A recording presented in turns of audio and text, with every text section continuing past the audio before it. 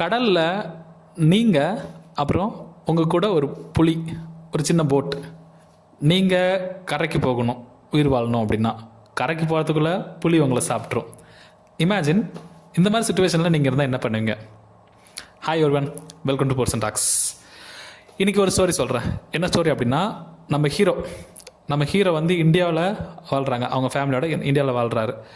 அந்த ஃபேமிலி என்ன பண்ணுறாங்க அப்படின்னா, ஒரு ஜூ, ப்ரைவேட்டாக ஒரு ஜூ வச்சுருக்காங்க. ஜூனா இந்த மாதிரி நம்ம வண்டலூர் ஜூ இருக்குல்ல, வண்டலூர் ஜூவில் எப்படி அனிமல்ஸ்லாம் நிறைய வைல்டு அனிமல்ஸ் இருக்குல்ல, அதே மாதிரி நம்ம ஹீரோ வந்து அவங்க ஃபேமிலி ஒரு வைல்டு அனிமல் ஜூ வந்து வச்சு ரன் பண்ணுறாங்க. இப்போ அந்த ஃபேமிலி என்ன டிசைட் பண்ணுறாங்கன்னா, ஃபேமிலியோட கனடா போயிடலாம், இந்த ஜூவில் இருக்க அனிமல்ஸையும் அங்கே கூப்பிட்டு போயிடலாம் அப்படின்ட்டு முடிவு பண்ணுறாங்க. முடிவு பண்ணிவிட்டு ஒரு பெரிய ஷிப்பில் ஃபேமிலியோட எல்லாமே என்ன பண்ணுறாங்க அப்படின்னா கனடா போகிறாங்க. கனடா போகும்போது ஷிப்பு வந்து நடுக்கடலில் போயிட்டுருக்கும்போது ஒரு பெரிய புயல் வந்துடுது. புயல் வந்தோடனே என்ன ஆகுது அப்படின்னா, ஷிப்பு தண்ணியில் மூழ்கிறது.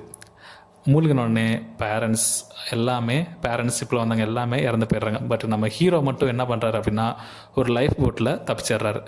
ஹீரோ மட்டும் தப்பிக்கலைங்க, ஹீரோ கூட ஒரு ஹைனா, ஜீப்ரா, ஒரு சின்ன மங்கி இனத்தை சேர்ந்த ஒரு உயிரினம், அப்புறம் டைகர்.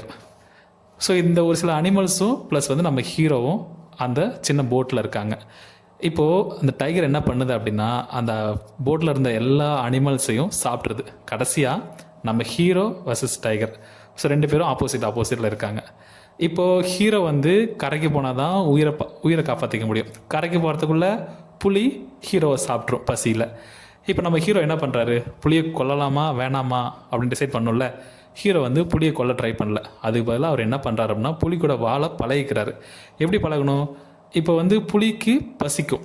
ஸோ பசித்தா ஹீரோவை சாப்பிட்ரும். அவர் என்ன பண்ணுறாரு, மீன் பிடிக்க ஆரம்பிக்கிறார்.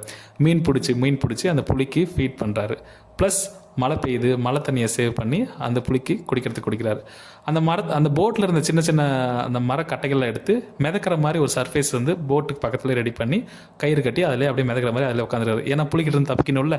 ஸோ இந்த மாதிரி சின்ன சின்ன விஷயம்லாம் பண்ணி 1 வீக் 2 வீக் 3 வீக்ஸாக சர்வை பண்ணுறாங்க அந்த போட்லேயே. ஸோ போட் வந்து ஒரு வழியாக வந்து ஹீரோவும் புலியும் வந்து கரை ஒதுங்கிடுறாங்க. ரொம்ப வீக்காக இருக்காங்க. இப்போது நான் ஒன்று சொல்லணும். இப்போ நம்ம ஹீரோ வந்து உயிரோடு இருக்கார், கரை ஒதுங்கிட்டாங்க, உயிரோடு தான் இருக்காங்க.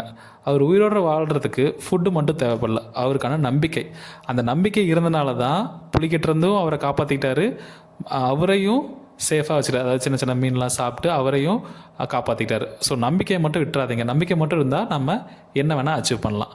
ஸோ நம்ம ஹீரோ மாதிரி சாவ போகிற சுச்சுவேஷன்லேருந்து கரைக்கு வந்த மாதிரி நீங்களும் வரலாம்.